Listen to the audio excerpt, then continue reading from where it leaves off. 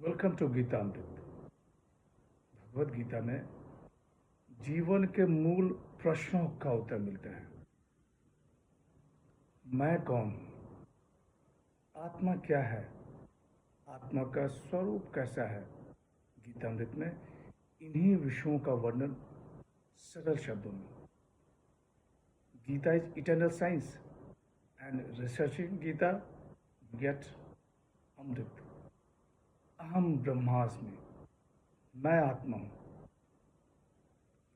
पिछले सेशन में चर्चा की थी अध्याय 15 श्लोक 7 एवं 8। आज की चर्चा का विषय है अध्याय 15 श्लोक 9, 10 एवं 11। अध्याय 15 पुरुषोत्तम योग, द योग ऑफ द सुप्रीम पर्सन। श्लोक 9,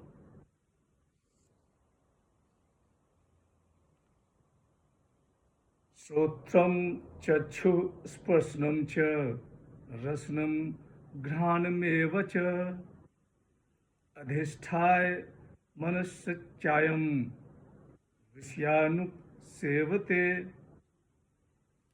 श्री भगवान वाच। यह जीवात्मा मन का आश्रय लेकर श्रोत्र, नेत्र, त्वचा, रसना और घ्राण इन पांचों इंद्रियों के द्वारा विषयों का सेवन करता है। The blessed Lord said, presiding over the ear, the eyes, touch, taste and smell, as well as the mind, it enjoys the objects of senses. पिछले सेशन में कहा गया कि जब आत्मा शरीर छोड़ता है तो वह अपने साथ मन और इंद्रियों को ले जाता है। यहाँ भगवान श्री कृष्ण कह रहे हैं कि जीवात्मा मन का आश्रय लेकर इंद्रियों के द्वारा विषयों का सेवन करता है। विषयों की आसक्ति से जीवात्मा बार बार ऊंच नीच योनियों में जन्म लेता रहता है। श्लोक 10, उत्क्रमांतम स्थितम वापि भुंजानम वा गुणानित्यम विमूढ़ा नानुपश्यन्ति पश्यन्ति ज्ञान चक्षुष। श्री भगवान वाच। शरीर को छोड़कर जाते हुए या दूसरे शरीर में स्थित हुए अथवा विषयों को भोगते हुए भी गुणों से युक्त जीवात्मा के स्वरूप को मूढ़ मनुष्य नहीं देख पाते। ज्ञानी रूपी नेत्रों वाले ज्ञानी मनुष्य ही देख सकते हैं। The blessed Lord said, the deluded do not see him who departs, stays and enjoys, but they who possess the eye of knowledge behold him. जीवात्मा के स्वरूप को कौन जानता है और कौन नहीं जानता है वह यहाँ बताया गया है। उत्क्रमांतम, आत्मा का शरीर छोड़ना, इसे इस क्रिया को कहते हैं। मूढ़ मनुष्य जो विषय के भोग से मोहित हैं। भगवान श्री कृष्ण कह रहे हैं कि मूढ़ मनुष्य आत्मा को नहीं देख सकते, लेकिन ज्ञान रूपी नेत्रों वाले जो विवेक दृष्टि वाले हैं वे आत्मा को देख सकते हैं। वे आत्मा और शरीर को अलग अलग देखते हैं। श्लोक 11,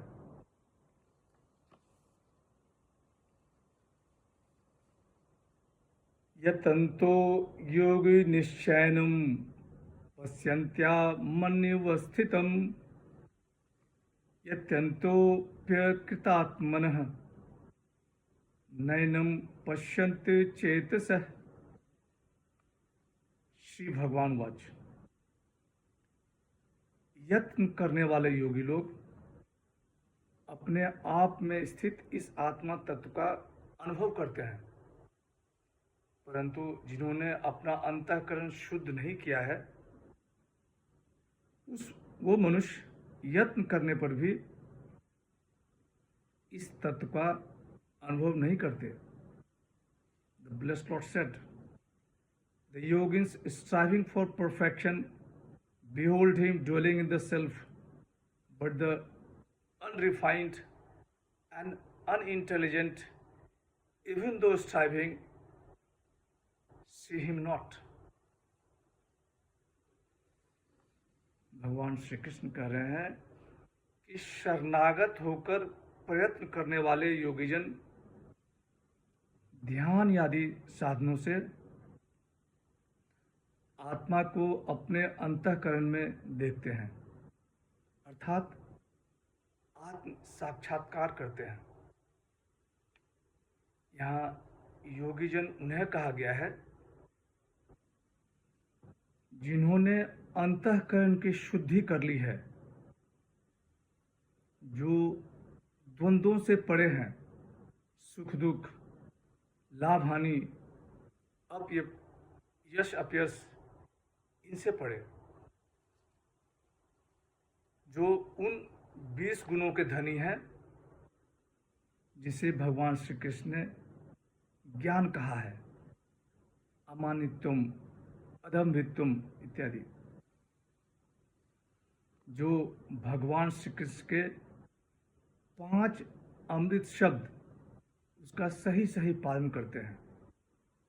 मत कर्म, मत परम, मत भक्त, संग वर्जित, निर्वैर, जो 39 धर्मवृत्त को अपने हृदय में लगाए रहते हैं।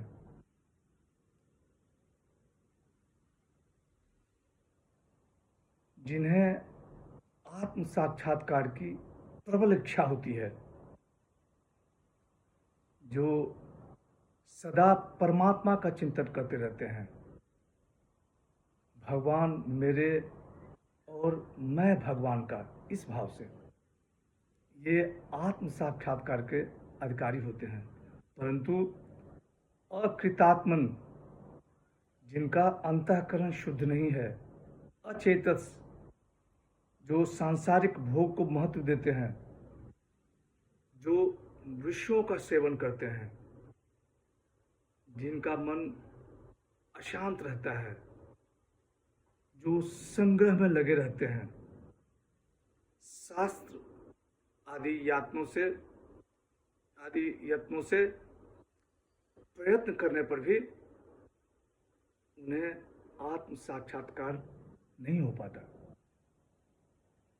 अगले 4 श्लोक में परम धाम के स्वरूप का वर्णन है। आज की चर्चा यहीं समाप्त करते हैं। अगले सेशन में चर्चा को और आगे बढ़ाएंगे। यदा यदा हि धर्मस्य ग्लानिर्भवति भारत, अभ्युत्थानम् अधर्मस्य तदात्मानं सृजाम्यहम्। हरे कृष्ण।